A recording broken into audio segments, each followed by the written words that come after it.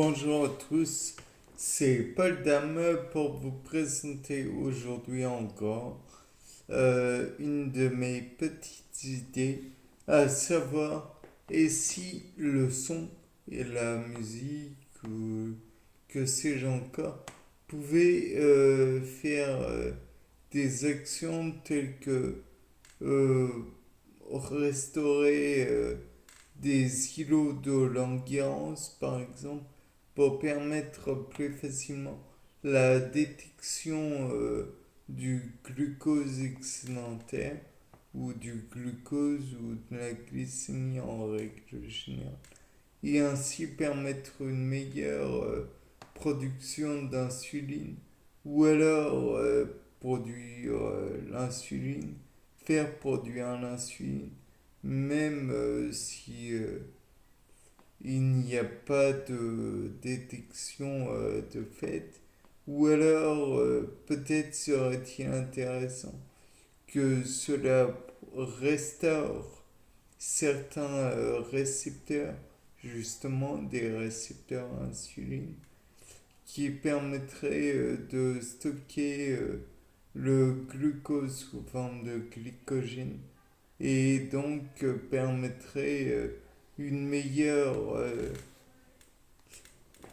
une amélioration de la qualité de vie des diabétiques, puisque ceux-ci sont tout de même obligés tous les jours de faire des contrôles de la glycémie de leur sang et par la suite de se faire des injections d'insuline pour permettre de stocker plus ou moins le glucose excédentaire ou qui ne colle pas du tout à, comment dire, au taux normal.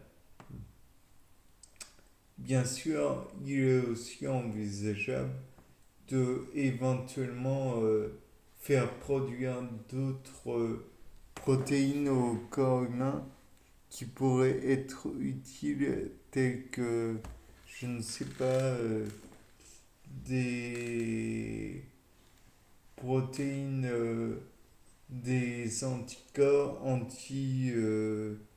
anti-VIH par exemple. Ou alors, et donc ça, sans avoir besoin que comment dire, les globules blancs s'y attaquent et donc soient les proies du virus. Ils ne pourraient pas être impactés, mais ils produiraient tout de même les anticorps. Bien sûr, il faut envisager aussi que ces anticorps puissent être remodelés par le son.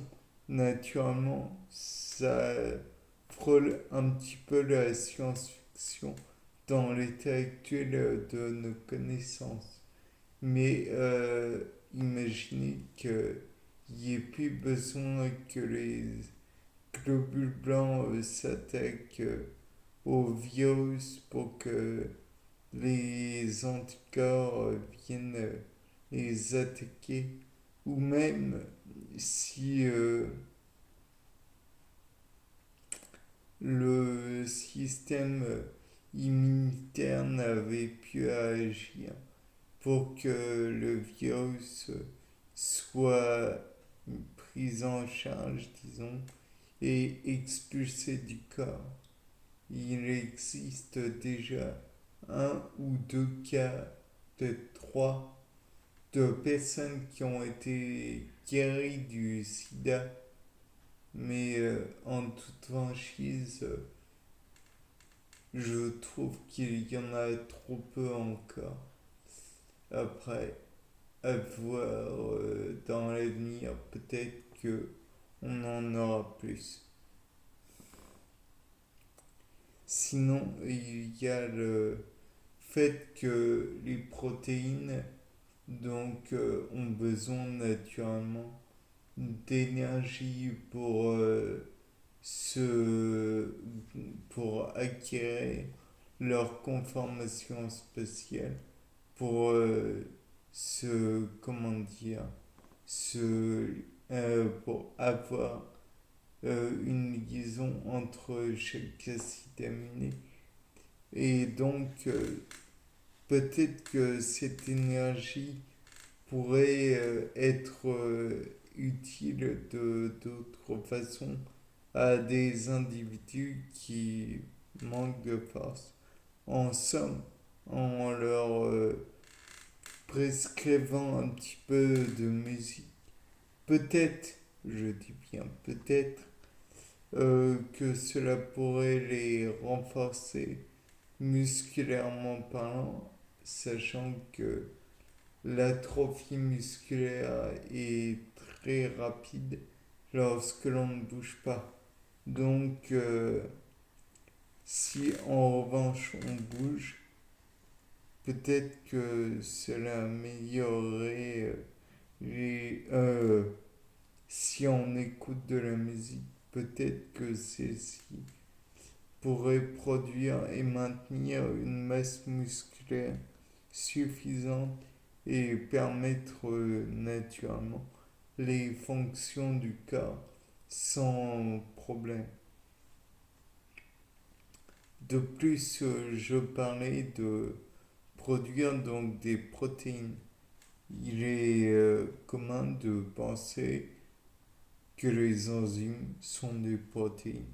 J'apprends rien à personne et elles sont utiles et même indispensables pour maintenir le, les fonctions vitales, euh, car elles accélèrent les réactions.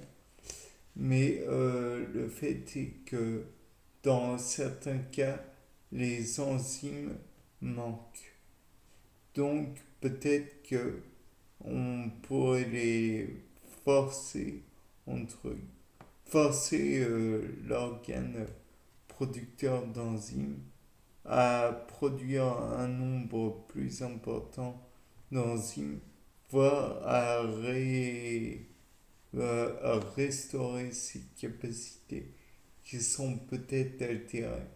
Ou même, peut-être pourrait-on remplacer l'activité de l'enzyme, bien qu'indispensable pour maintenir la vie, et ainsi permettre des réactions euh, indispensables pour, par exemple, la digestion, certes, mais pour l'assimilation, pour permettre peut-être aussi de, comment dire, de fluidifier en quelque sorte le bol alimentaire et donc permettre une meilleure assimilation de celui-ci. Tout cela ne reste naturellement que des hypothèses, mais elles ont le mérite d'avoir été soulevées. Le fait est que l'homme a réussi à assimiler beaucoup plus de nourriture depuis qu'il l'a cuit, mais il dénature en même temps une partie des nutriments. Donc peut-être que en soumettant la nourriture à une certaine mélodie, il pourrait y avoir une facilitation d'assimilation de la nourriture et donc permettre à des personnes ayant des troubles digestifs ou des problèmes de dysphagie d'assimiler mieux leurs éléments. Bon, je pense que c'est un peu de l'ordre du fantastique ce que j'ai dit. Mais bon, Allez, sur ce, c'était Paul Dame. Au revoir, bonne journée. Pour après ce, c'est pas un succès.